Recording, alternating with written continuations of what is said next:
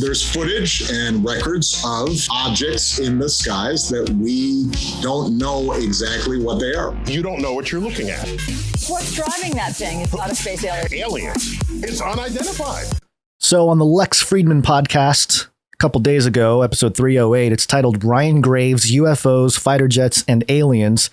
Lieutenant Ryan Graves, said something very interesting.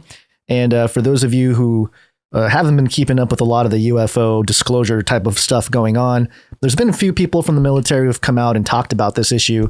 According to Lex Friedman here, Lieutenant Ryan Graves is a former Navy fighter pilot who has worked on advanced research and development programs for DARPA, Office of Naval Research and Air Force Research Labs on topics of multi-agent collaboratory autonomy, AI-assisted air-to-air combat, and manned-unmanned teamed technologies. So kind of an interesting set of skills this man possesses. And he talked a little bit about when people started to see these UFOs in while on duty, and he talked about it here. So eventually someone did see one with their own eyeballs, multiple people, and they saw it in a kind of somewhat interesting way. The object presented itself at the exact altitude and geographic location of the entry points into our working areas. So we enter at a very specific point at a certain altitude, and people leave the areas at the same point at a lower altitude. Probably one of the busiest pieces of sky on the eastern seaboard. So 2 jets from my squadron went out and they went flying and they entered the area, and one of these objects went right between the aircraft. So they're flying in formation and the object went between the aircraft. They went between the object, I think. I don't think that the object was moving. I don't think it aggressively went at them. I think it was located still there and then they flew through it. But they didn't have it on their radar. I think the radar might have been malfunctioning. I don't know that for sure. I would like to look into it. But my supposition is that if their radar was malfunctioning, it would make sense that they wouldn't avoid the object that was there because they knew these were physical at that point. We would go up to these objects all the time and try to see them. We couldn't see them. And we didn't know what it was. Were they just not there and were being fooled? Was something happening? Were they moving, dropping altitude the last minute? You know, we're going by pretty quick, so it's difficult to tell. Whatever the case was, they flew right by, and they described it just as a dark gray or black cube inside a clear translucent sphere. And the apex of the cube inside of a clear what? Inside of that sphere. That's an image that's haunting. There you go, Lex Friedman. That's an image that's haunting. He's scared. I must have dipped out for a second. The black cube was inside of what? A sphere, like a sphere. Yeah, and the points of the cube are touching the sphere. Yeah, very consistent with. Kind of got some reminiscence of some sacred geometry type stuff. Right. And what's interesting is also because he's an intelligence guy, he talks a little bit about in this 50-second clip here.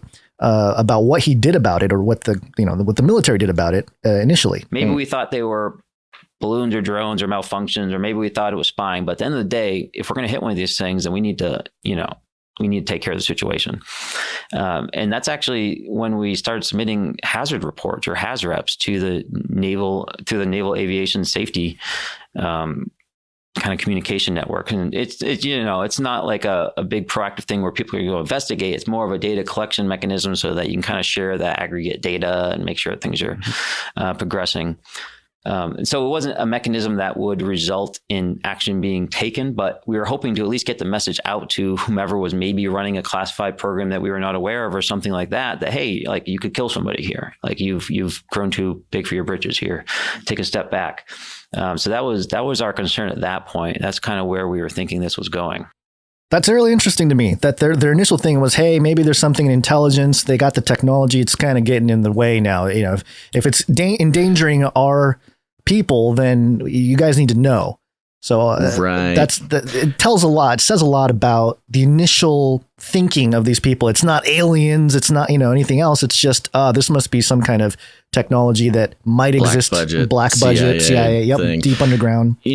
What do you remember the name of the military hologram program? Bluebeam? Project Bluebeam? Yeah. Well, that's kind of there was like a more recent one that was this was a few years ago. I forget what it's called, but it's similar. Now, this was more in regards to creating fake radar signals. But this was a little bit opposite. It was a hologram-ish type of thing. I mean, it says they flew through it. So, right? Is that what he was saying? No. So, yeah, it took me a couple times to understand what he was explaining. So he was basically saying that, you know, there's air spaces where they work, and there's an entry point and an exit point, and, you know, they enter into the zone at a higher altitude, they exit at a lower. It's a high traffic area. And while they were passing through that spot, they saw a stationary, you know, orb with a cube in it or whatever that's hard to see. And so it's kind of like it's almost like a marker, you know, it's almost like a traffic light or something. Like a beacon. Yeah, right. like, hey, they're home, you know, so very interesting. And this brings up, obviously, every once in a while, we bring up the black cube and the topic, because it's something that I've personally covered for years. And if you go, we did leave a link in the description section. So anybody that wants to check it out from Odyssey, I have a video that was published back on July 3rd of 2015 called Cube UFO Sightings, the Cloud Rider and the Ark of Gilgamesh. And I just point out just the interesting aspects of, in the Bible, there's different passages that talk about the inner sanctuary, like in 1 Kings 6:20, being 20 cubits long, 20 cubits wide, and 20 cubits high. It's like a perfect cube, you know? And also I mentioned one of the epics of Gilgamesh talks about how he was basically instructed to build some kind of ark that's in somewhat of a cube to, survive the flood, which is kind of interesting. So yeah, there's a lot there, and a lot more in the video that I made a few years ago. Of course, there's the references to the black cube on Saturn, right? Black cube on Saturn. Ancient civilizations referencing a black cube from the stars, things like that. So it's a common theme throughout lots of interesting sort of genres of weird, fringy topics. But now we can add it to military disclosure of UFOs, which is, in that video, it was sparked by just some footage of somebody, and who knows, maybe it was fake, but it was some footage of a guy who captured like a black cube in the sky. And, that prompted me to do a little bit of research and put a video together. But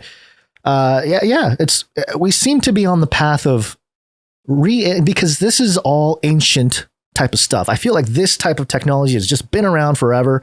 And it's now maybe militarized in the last century or so. We've heard about the breakaway civilization, things like that. So it's technology that's being revealed, perhaps slowly, but under highly controlled government narratives. And so I find it interesting that they're allowed to. These guys are out here talking on really mainstream popular podcasts about this issue, and what they report is cube. It's like black dark cube. These aren't people that have. There's no reason for them to lie. At least, I don't think there's any. Well, you're right. They do have reason to lie, but they have with a disclosure type of sentiment and culture. They're basically. Really, they are revealing what we've been looking at for years, and I think that's interesting to keep part in of mind. The plan. It's fun how the revelations or the disclosures or whatever you want to call it line up with even some of the more weird UFO themes, topics, things like that, right? That have been going on for a couple decades on the internet. I mean, the black cube, that is not like a mainstream UFO thing. It was kind of a deeper, weirder one that you kind of had to really be into UFOs to know about or to have heard or read something about. So yeah, to have it on, Lex Friedman, of course, is, some would consider him in the sort of intellectual dark web of the rogue intellectuals online. But he's got, I'm sure, millions of listeners. He's blowing up. Yeah, fairly mainstream as far as the new mainstream is concerned. Right. But yeah, very interesting. Yep.